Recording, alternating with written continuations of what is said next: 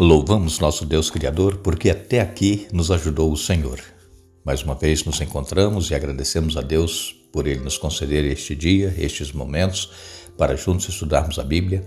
Agradecemos a todos vocês que estudam conosco e que compartilham esses estudos com outras pessoas, a todos que são inscritos no canal Hora Tranquila no YouTube, que clicam no dedinho de joinha, e também agradecemos a vocês que nos escrevem dizendo de onde estão nos acompanhando. Queremos aqui mandar um alô especial para Lena Moroni, é de Ouro Preto do Oeste, em Rondônia. Eduardo e Janete Villa-Lobos são de Guaíba, no Rio Grande do Sul.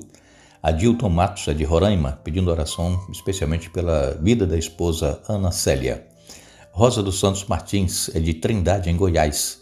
Ela acompanha todos os dias os estudos e a nossa irmã Rosa dos Santos Martins tem 85 anos, que Deus abençoe.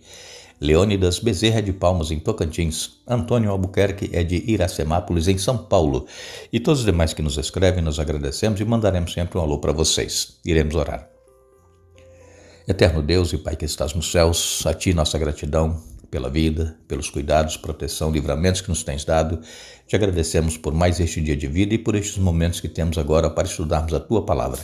Queremos, ó Deus, pedir que o Teu Espírito Santo esteja presente conosco, nos dando entendimento, nos ajudando a aceitar a Tua Palavra e os ensinamentos de Jesus e colocá-los em prática em nossa vida.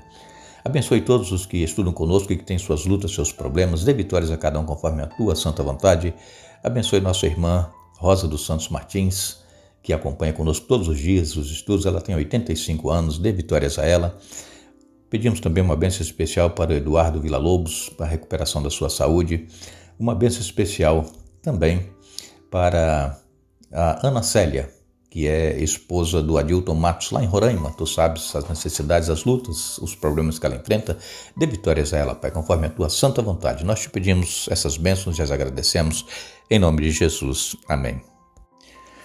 Continuaremos o nosso estudo no Evangelho de Marcos. Ontem nós começamos o nosso terceiro estudo falando a respeito de controvérsias, e a primeira controvérsia que nós encontramos foi quando Jesus disse para aquele paralítico que foi levado a ele por 4 homens e descido pelo buraco aberto no teto da casa, descido ali na frente de Jesus, e Jesus disse: olha, perdoados estão os teus pecados.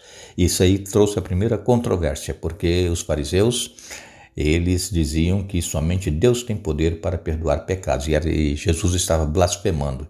Jesus, ele é Deus, e ele poderia perdoar pecados, e ele perdoa, e ele poderia curar, como ele curou aquele paralítico.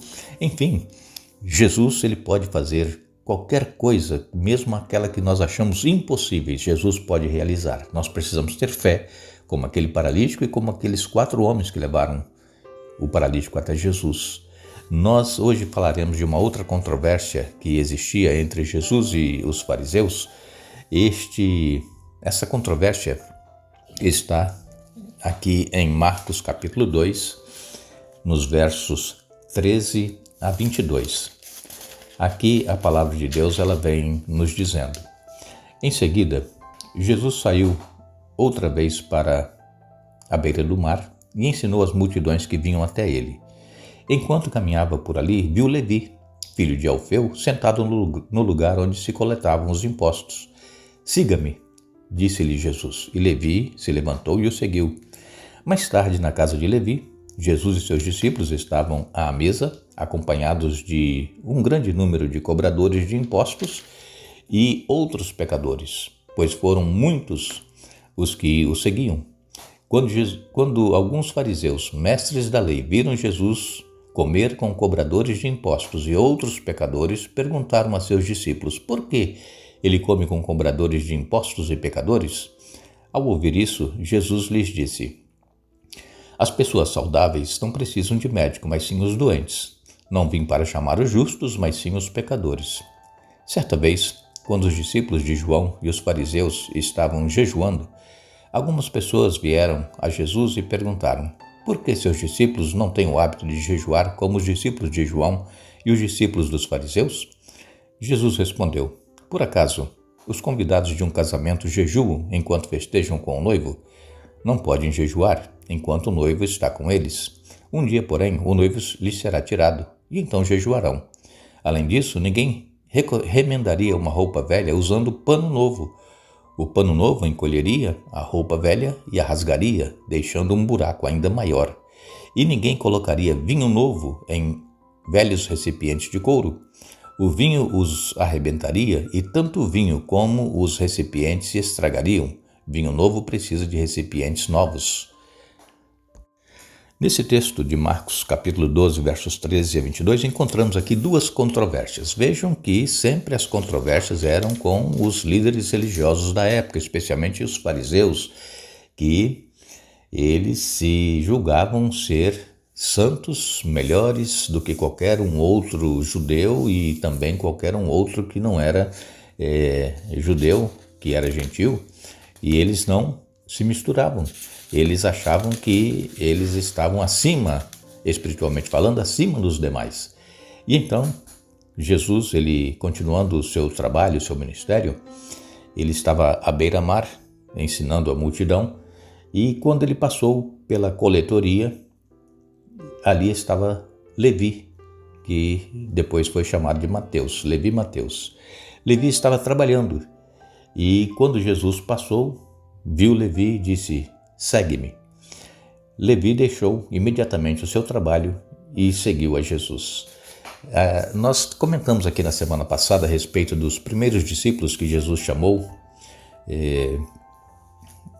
Simão, chamado depois de Pedro, André, seu irmão, também Tiago e João, que eram irmãos, e eles estavam pescando, trabalhando, e deixaram as redes e foram seguir a Jesus. Agora, Jesus chama outra pessoa também que está trabalhando, Levi Mateus.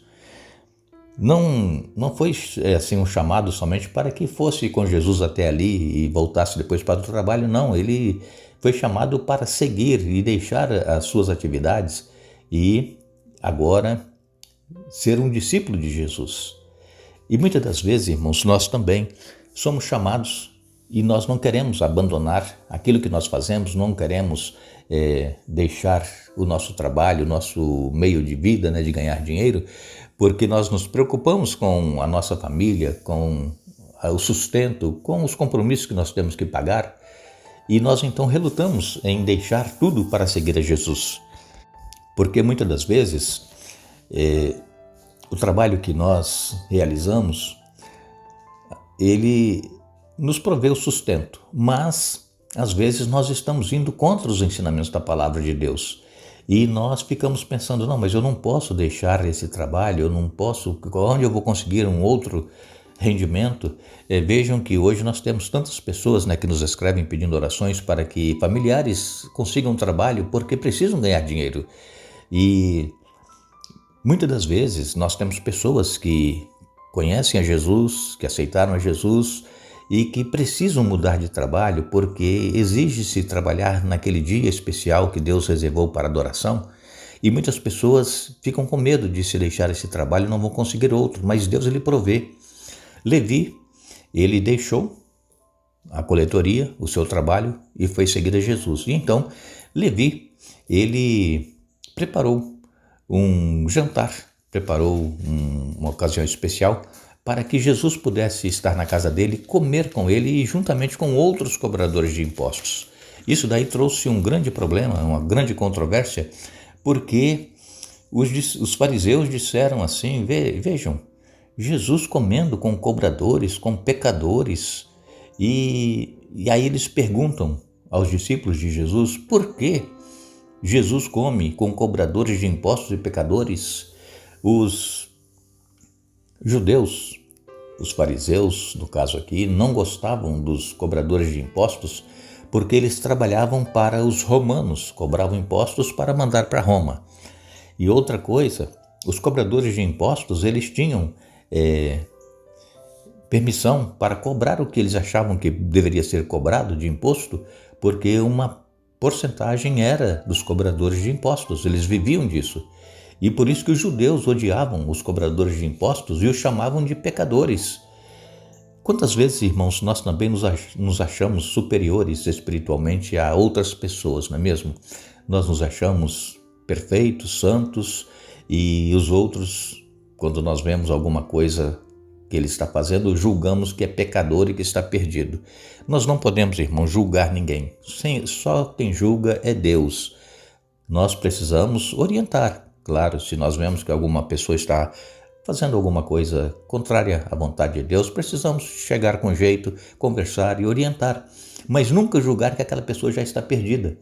E então, Jesus, quando ouviu os fariseus falando a respeito dele estar comendo com pecadores, Jesus ele disse, olha, as pessoas boas, sãs, não precisam de médicos, e sim os doentes. É por isso que Jesus se juntava a todas as classes de pessoas, não para fazer o que eles faziam, para compartilhar o que eles estavam fazendo, mas para poder ministrar a palavra, para levar a verdade a essas pessoas. E então Jesus disse, os doentes é que precisam de médico. Eu não vim chamar justos, mas vim chamar os pecadores. Jesus, irmãos, ele chama todos aqueles que reconhecem que são incapazes de por si mesmos alcançarem a salvação. São esses que Jesus veio chamar, a mim e a você, que nós não somos nada sem o poder de Jesus em nossa vida. Nós precisamos ter uma vida transformada, uma vida de acordo com a vontade de Deus e não de acordo com o nosso desejo, a nossa inclinação para o pecado. E aí acontece uma outra discussão, que foi a respeito do jejum. Está em Marcos 2, a partir do verso 18. Eles questionaram aos discípulos mais uma vez. Jesus estava lá juntamente com os discípulos e também os discípulos de João estavam presentes e os fariseus, eles estavam jejuando.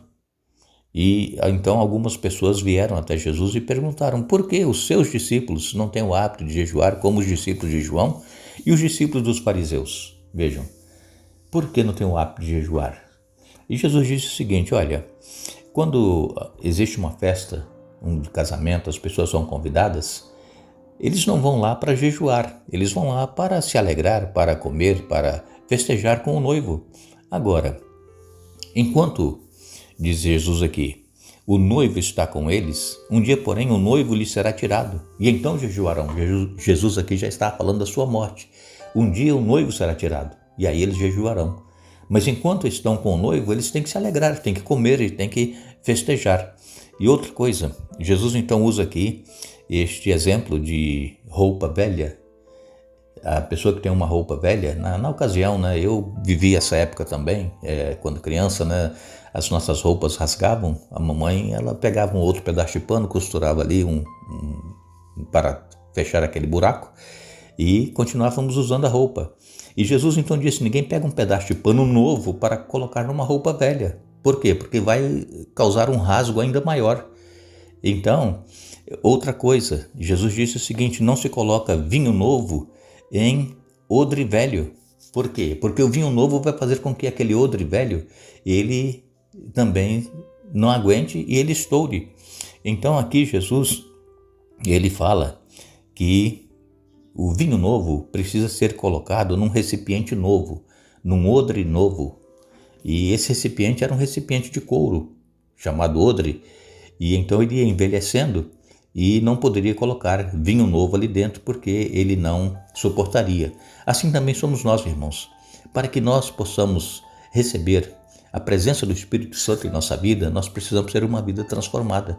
Nós não podemos continuar vivendo a vida que nós temos vivido, fazendo as coisas erradas e querer agradar a Deus e ter a presença do Espírito Santo em nossa vida, porque não vai suportar.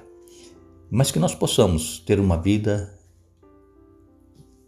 rendida a Deus, consagrada a Deus cada dia e possamos ir recebendo a porção dobrada do Espírito Santo a cada dia e testemunhando a outras pessoas assim como Jesus fazia. Nós agradecemos mais uma vez a todos que estiveram conosco hoje estudando a Bíblia. Retornaremos amanhã para dar sequência ao estudo e queremos lembrar a todos que não é dos fortes a vitória, nem dos que correm melhor, mas dos fiéis e sinceros, como nos diz o Senhor. Que Deus nos abençoe.